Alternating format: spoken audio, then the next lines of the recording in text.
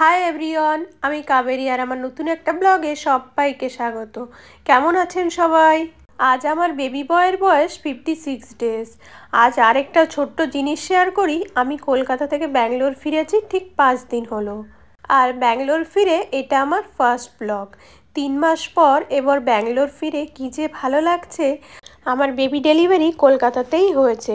Baby ডেলিভারির বেশ কিছুদিন আগে আমি কলকাতায় গেছিলাম, আর বেবির যখন 51 দিন বয়স আমি তখন ব্যাঙ্গালোরে ফিরে এসেছি। সো চলো আজকের ব্লগটা শুরু করা যাক।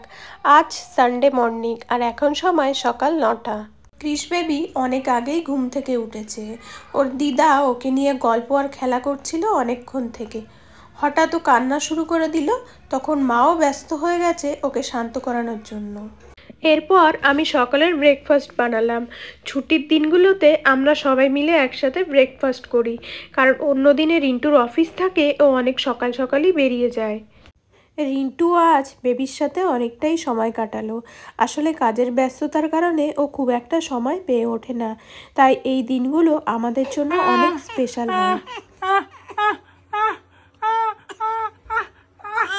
দুপুরে আমরা আজ বেরিয়েছিলাম কিছু শপিং করতে। বাড়ির কিছু টুকটাক জিনিসপত্র নিলাম, সাথে বেবির জন্য হিমালয়ের একটা বেবি গ্রুমিং সেটও কিনলাম। আসলে এতদিন পর্যন্ত আমি কোনো সাবান বা শ্যাম্পু ওর জন্য ইউজ করিনি।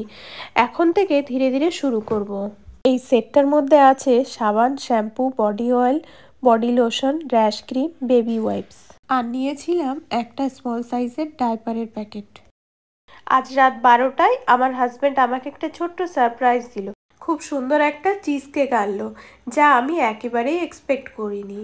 কেক কাটিং হলো, আর সত্যি বলছি মা হওয়ার পরে প্রথম জন্মদিনটা আমার একদম অন্যরকম লাগলো।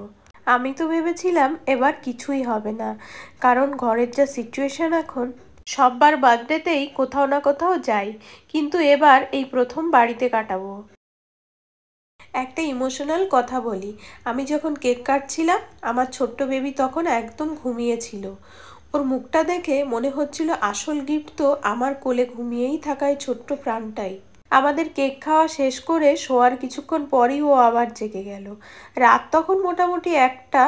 আমি ওকে ফিট করালাম। সত্যি বলতে মাদারহুডের আলাদাই একটা ব্যাপার আছে। ঘুমহীন রাতগুলো মাঝে মাঝে খুবই মিষ্টি লাগে। পরদিন সকালে ওর প্রথম শ্যাম্পু হলো। ওর দিদা ওকে কোলে নিয়ে একদম নরম হাতে মাথায় জল দিয়ে বেবি শ্যাম্পু দিয়ে হালকা করে মালিশ করে ধুয়ে দিল। এখানে বলে রাখি, নিউবর্ন বেবিসকে শ্যাম্পু করার সময় সবসময় কিছু জিনিস মাথায় রাখা দরকার।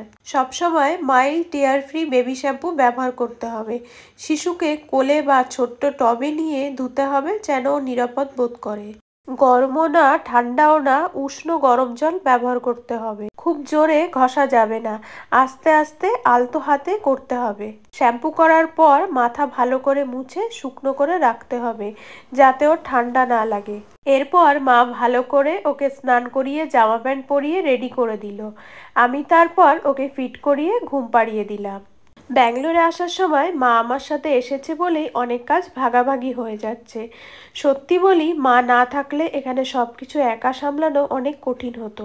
নিউবর্ন বেবিকে নিয়ে রান্না ঘর সব একসাথে সামলাতে গিয়ে কতটা চাপ হতো কল্পনা করতেই ভয় লাগে। আজ দুপুরে জন্মদিন উপলক্ষে মা বানিয়েছিল পায়েস। মায়ের হাতে রান্না খেয়ে মনে হলো অনেকদিন পর যেন পুরনো স্বাদ পেলাম। ছোটবেলায় পায়েস খেতে আমি খুবই পছন্দ করতাম, কিন্তু এখন খুব একটা খাই না। তবে বছরে 2-1বার তো মন ভরে খাওয়াই যায়। আজ দুপুরে বেবিকে ইয়েলো কালারের ড্রেসের সেটটা দিয়েছে আমাদের হাউস ওনার। খুবই মিষ্টি দেখতে। এটার মধ্যে আছে বেবি বিপ, মিটেন সেট, ছোট ছোট রুমাল, 2টো জামার সেট আর ক্যাপ। আজ রাতে আমার হাজব্যান্ড বানাচ্ছে চিকেন কষা সাথে সাদা ভাত। আমি সমস্ত জিনিস ওকে কেটে গুছিয়ে দিলাম, ও এবার রান্নাটা করবে। ওর হাতের রান্না সত্যি দারুণ হয়। মা আজ প্রথম ওর হাতের রান্না খাবে। আমরা আজ একটু তাড়াতাড়ি ডিনারটা করে নিয়েছি। ওর রান্নাটা মায়েরও খুব ভালো লেগেছে। ডিনার শেষে আমরা সবাই মিলে একসাথে একটু টিভি দেখলাম, আর বেবির সাথে কাটালাম সুন্দর ফ্যামিলি টাইম।